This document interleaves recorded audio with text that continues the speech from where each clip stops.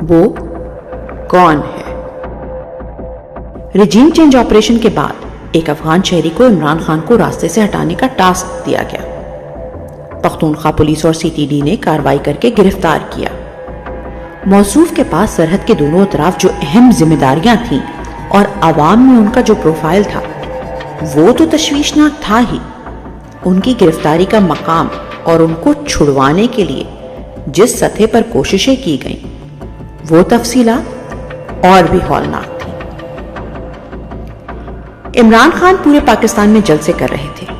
اسی سلسلے کا ایک جلسہ سوابی میں بھی تھا۔ اطلاع موصول ہوئی کہ عمران خان کے ہیلی کاپٹر کو نشانہ بنانے کا ٹاسک دیا گیا ہے۔ بروقت اطلاع ملنے پر پلان ناکام ہوا۔ جس شخص کو یہ ٹاسک سونپا گیا تھا موصوف ڈبل ایجنٹ تھے۔ دلچسپ بات یہ کہ کچھ ہی عرصے بعد ایک پڑوسی ملک میں ایسے حملے میں ان کی ہلاکت ہو گئی جس کی ذمہ داری دونوں جانب سے قبول کی گئی۔ پھر وہ دن بھی سب کو یاد ہی ہوگا جب خان صاحب کے ہیلی کاپٹر کی کریش لینڈنگ ہوئی۔ معلوم ہوا ہیلی کاپٹر میں غلط فیول ڈلوایا گیا تھا۔ بتایا گیا تحقیقات میں کچھ نہیں نکلنا، کیونکہ فیول ڈلوانا جن کی ذمہ داری ہے رپورٹ بھی انہیں نے مرتب کرنی تھی۔ پنجاب میں ایک جلسے سے واپسی پر اس بات پر اصرار کیا گیا کہ خان صاحب ایک مخصوص گاڑی میں سفر کریں، اور سفر کے آغاز کے کچھ ہی دیر بعد گاڑی میں آگ بھڑک اٹھی۔ دلچسپ بات کہ اس واقعے کی تحقیقات میں بھی کچھ خاص نہیں نکلا۔ وزیر آباد کے محرکات اور اس سے پہلے کے واقعات تو سب کے سامنے ہیں ہی۔ کیسے توہین مذہب کا بیانیہ بنایا گیا جسے ڈاؤٹ صحافیوں کے علاوہ نیشنل ٹی وی پر بھی چلایا گیا، اور پھر ایک مذہبی جنونی نے عمران خان پر قاتلانہ حملہ کر دیا۔ پھر کیسے ملزم کے بیانات پولیس ریکارڈ کر کے میڈیا سے چلواتی رہی، کہاں سے اس کا مقدمہ لڑا جا رہا ہے، اور کیسے اپنی حکومت ہوتے ہوئے بھی عمران خان کی FIR تک نہ درج ہو سکی۔ عمران خان قاتلانہ حملے کے بعد بنی گالہ کے باہر لگے کارکنان کے کیمپ زمان پاک منتقل ہو گئے۔ بنی گالہ میں بھی متعدد بار مشکوک لوگوں کی جانب سے کیمپس میں تعلقات بنانے اور انٹر ہونے کی کوششیں ہوتی رہیں۔ زمان پاک سے 4 دفعہ مشکوک افراد پکڑے گئے۔ جنوبی پنجاب کے کیمپ سے ایک بندہ پکڑا گیا۔ کارکن اس کو سائٹ پہ لے جا کے پوچھ تاچھ کر ہی رہے تھے کہ پولیس اس کو آ کر لے گئی۔ بعد میں کوئی جواب نہیں کہ کون تھا، کہاں سے آیا تھا، کس نے بھیجا تھا۔ جب خطرہ ہی تحفظ دینے والوں سے ہو تو بندہ شکایت کہاں لے کر جائے۔ زمان پاک کی رہائش گاہ پر خودکش حملے کی اطلاعات تھی۔ ہم نے بلٹ پروف گیٹ اور 4 دیواری کے ساتھ ریت کی بوریاں رکھوانے کا انتظام کیا تو مزدوروں کو کام کرنے سے منع کر دیا گیا۔ ریاست مذاق اور بیانیے بناتی رہی، کارکن اپنے لیڈر کی حفاظت کے لیے خود بوریاں لگاتے رہے۔ 14 مارچ کو پولیس زمان پاک پہنچی۔ 18 مارچ کو عمران خان نے عدالت پیش ہونا ہی تھا، اس سے پہلے بھی پیش ہوتے رہے تھے۔ پھر بھی ایسا آپریشن شروع ہوا جیسے کسی دہشت گرد کو گرفتار کرنے آئے تھے۔ عوام نے تو واٹر کینن اور شیلز دیکھے۔ 36 خول گولیوں کے میں نے خان صاحب کے گھر کے باہر سے اٹھا کر دیے۔ آئی جی پلاسٹک کی بوتلوں کے پیٹرول بم پر پریس کانفرنس کرتے رہے۔ ان کی فورس سابقہ وزیر اعظم کے گھر پر فائرنگ کرتی رہی۔ ایک طرف یہ رویہ تھا ریاست کا، دوسری جانب یہ بیانیہ بنایا جا رہا تھا کہ زمان پاک میں دہشت گرد موجود ہیں۔ ہمیں خدشہ ہوا کہ کسی فالس فلیگ آپریشن کا ارادہ رکھتے ہیں، سو کیمپس میں سیکیورٹی بڑھا دی گئی۔ اسی دوران کارکنان نے کیمپ سے ایک ادارے کا اہلکار پکڑا۔ انہی اہلکاروں کے ذریعے کیمپوں میں اسلحہ رکھوانے کا پلان تھا۔ اس اہلکار کو پرویز خٹک صاحب کارکنان سے چھڑا کر لے گئے۔ 18 مارچ کا ڈیتھ ٹریپ بھی لمحہ پہ لمحہ کیمروں میں محفوظ ہے۔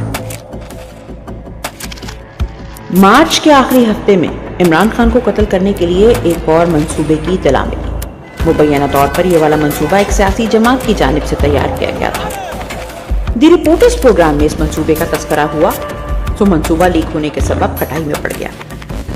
لاہور کے چند افسران کی جانب سے قیادت کو متنبہ کیا گیا کہ اس معاملے پر زیادہ بات نہ کریں۔ چونکہ یہ منصوبہ سیاسی پارٹی کا تھا، اداروں نے تصدیق کی کہ اطلاع مصدقہ ہے، لیکن تحقیقات کی پیش رفت سے آگاہ نہیں کیا۔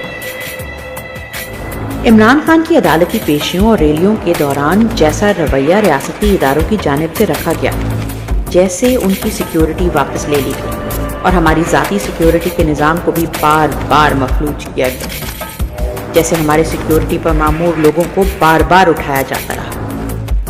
یہ سب واقعات ایک ہی کہانی سناتے ہیں۔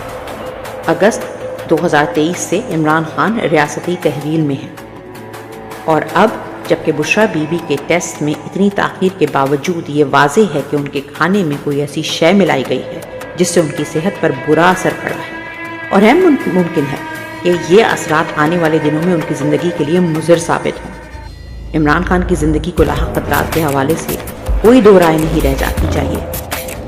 ہم دیکھ رہے ہیں کہ کیسے روزانہ کچھ ٹاؤٹس کے ذریعے لپیٹ لپاٹ کر دھمکیاں دی جاتی ہیں، تو کیسے ہی انہیں اور انہی جیسے دیگر ٹاؤٹس کی جانب سے ان کے اور بشریٰ بی بی کی زندگی کو لاحق خطرات کے حوالے سے بھی بیانیہ بنایا جاتا ہے۔ مقصد ایک، عوام کو کنفیوژن میں رکھ کر اپنا مقصد پورا کرنا۔ میں اپنے دوستوں سے بھی کہنا چاہتا ہوں، ان کے بیانیوں اور ان کی تشریحات میں الجھنے اور آج کی فکر میں رہنے کے بجائے براڈ پکچر پر نظر رکھیں۔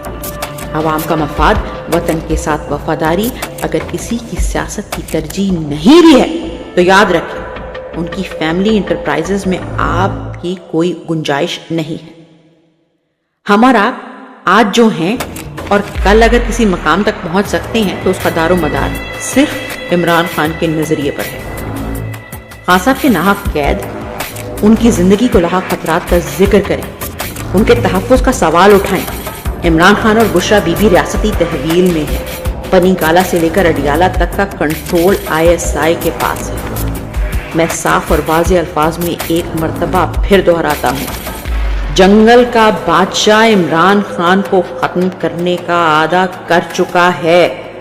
عوامی ری ایکشن کے پیش نظر یہ منصوبہ سلو پوائزننگ کے ذریعے بھی عمل میں لایا جا سکتا ہے، جس سے ان کی طبیعت بتدریج بگڑنا شروع ہوگی۔ تاثر یہ دیا جائے گا کہ عمران خان ڈپریشن کا شکار تھے اور اس سبب خدا نخواستہ حرکت قلب بند ہو جانے سے ہلاک ہونے یا خودکشی کرنے پر مجبور ہوئے۔ بہرطور اس منصوبے پر عمل درآمد متعدد مرتبہ کرنے کی کوشش کی جا چکی اور کسی کو اس معاملے میں کوئی گمان نہیں رہنا چاہیے، یہ کوشش جاری رہے گی۔ واللہ خیر الماکرین۔